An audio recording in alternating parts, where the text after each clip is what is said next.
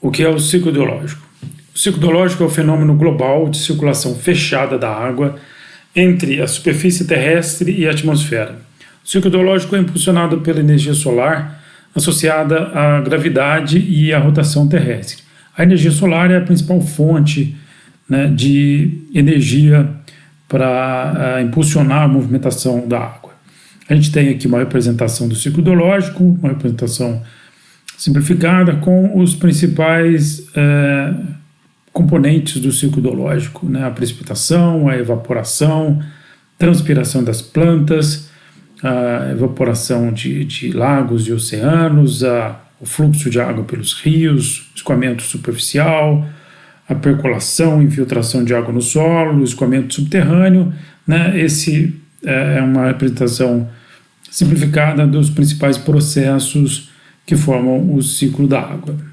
Essa outra figura é uma representação mais completa dos diferentes processos que acontecem no ciclo hidrológico. É importante lembrar que o ciclo ele é um ciclo fechado, né? Globalmente ele é um ciclo fechado, então você não tem perda de água, também não tem acréscimo de água.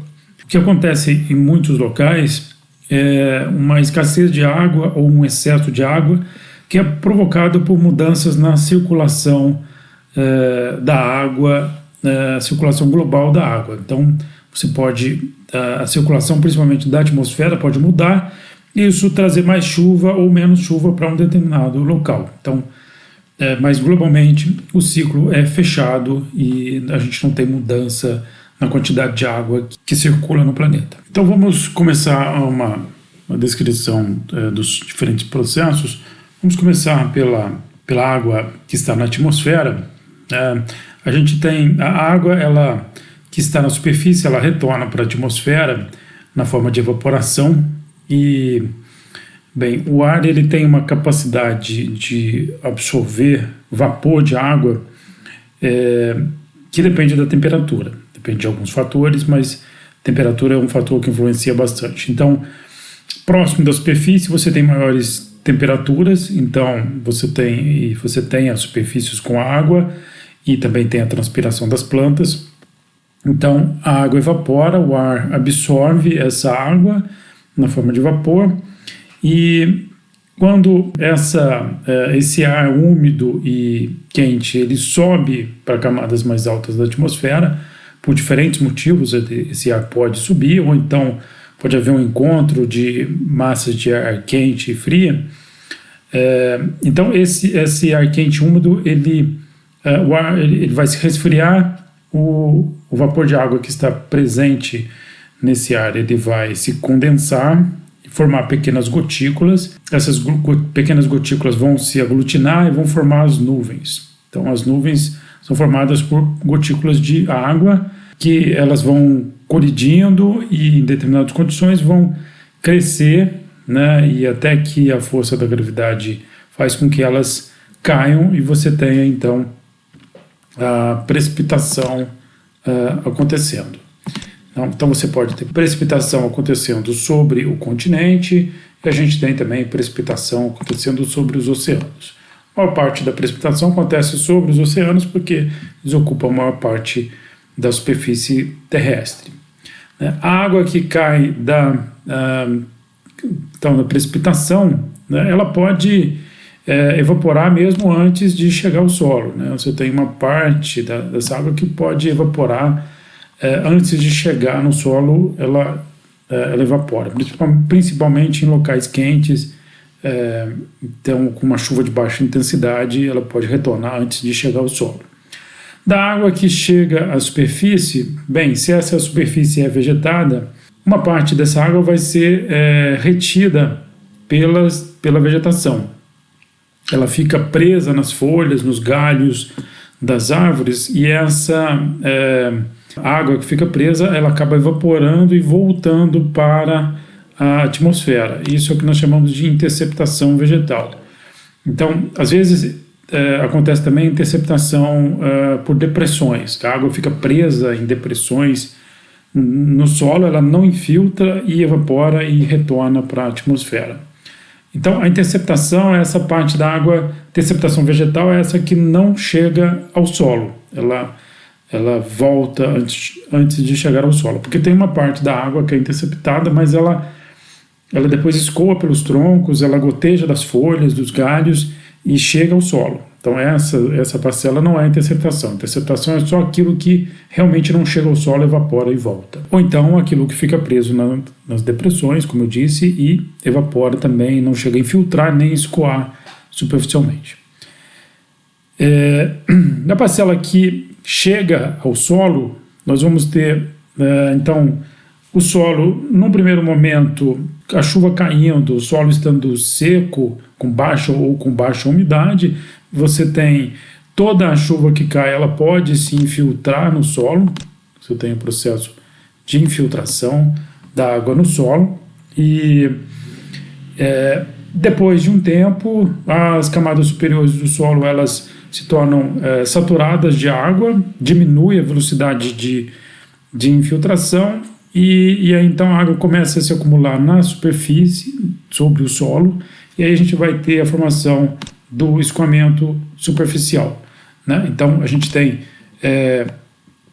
o escoamento superficial acontecendo, né, nas partes mais altas, e ele vai escoar sobre a superfície, né? Surface runoff vai acontecer sobre a superfície, depois ele vai atingir os cursos d'água e vai então para os rios, lagos, reservatórios, né, o oceano.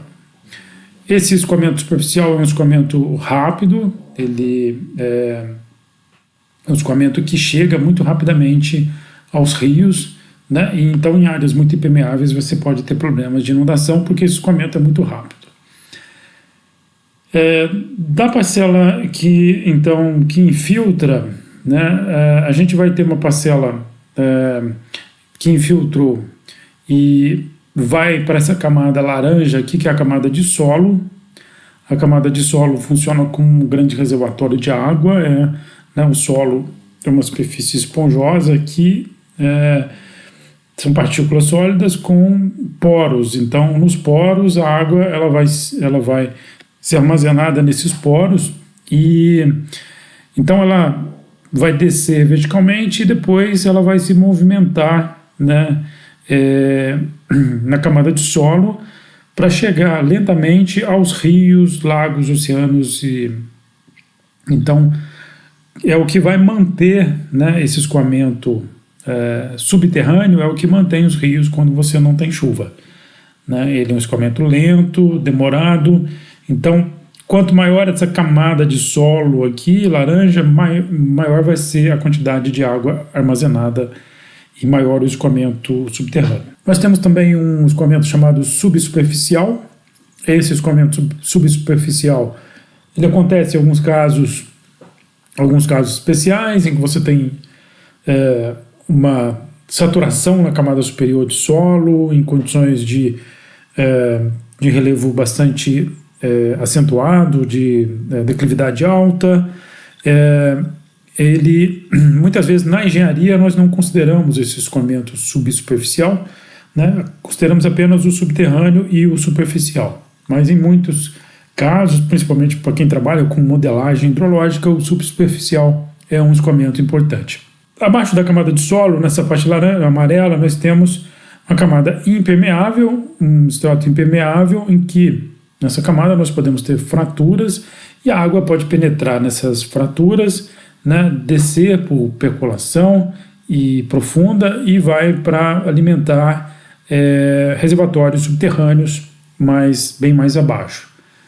Né? Essa água que desce aqui, ela vai demorar muito tempo para retornar, pode demorar anos, dezenas de anos, ou centenas, ou até mesmo milhares de anos para retornar à superfície. Né? O escoamento subterrâneo ele pode demorar semanas ou alguns meses, né? E o superficial ele é bem rápido, pode demorar minutos ou poucas horas. Na camada de solo aqui nós temos uma camada que é não saturada, que é essa parte marrom aqui, e a parte aqui em laranja é a camada saturada do solo.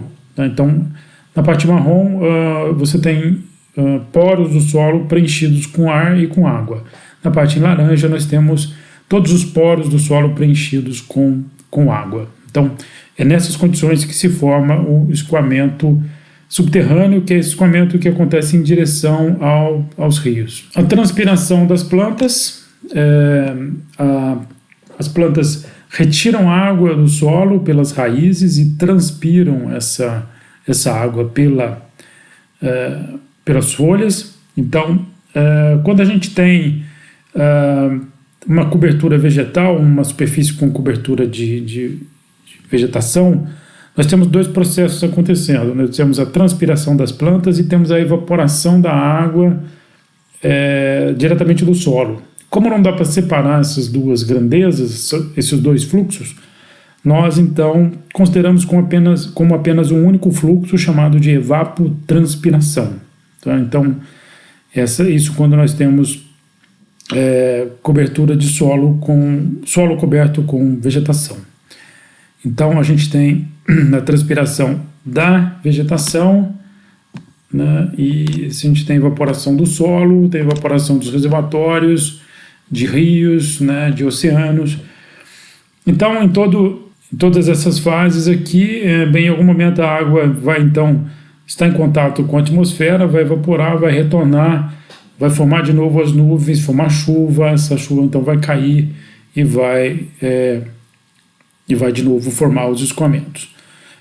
A camada impermeável aqui, muitas vezes, na parte de baixo aqui nós temos um tipo de rocha que ela, ao invés de ter fraturas, ela tem uma rocha esponjosa, que também permite que a água desça e abasteça reservatórios mais profundos de água subterrânea.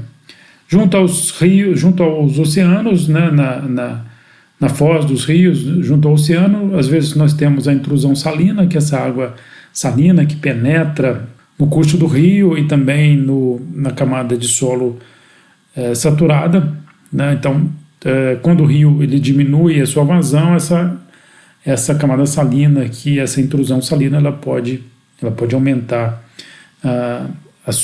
o seu comprimento e afetar áreas de abastecimento de água. Então, de maneira geral, essa é a descrição do ciclo. O homem, com as suas atividades, ele pode afetar o ciclo hidrológico, né, de diferentes maneiras, e afeta principalmente fazendo impermeabilização do solo, para a construção de cidades, de estradas e outras estruturas que impermeabilizam o solo, impedem ou diminuem muito a infiltração, e isso traz uma série de problemas, né? Diminui o armazenamento de água na camada de solo, aumenta o escoamento superficial, provoca inundações. Nos rios, as represas alteram o ciclo, né, natural dos rios. Então, tem uma série de intervenções que o homem faz que pode alterar esse ciclo. E aí a gente pode ter, então, em algumas regiões, em algumas bacias hidrográficas, a gente pode ter falta de água ou excesso de água, que muitas vezes é por interferência humana que acontece, né? Nós mexemos em parte desse ciclo e aí temos depois consequências como excesso ou falta de água.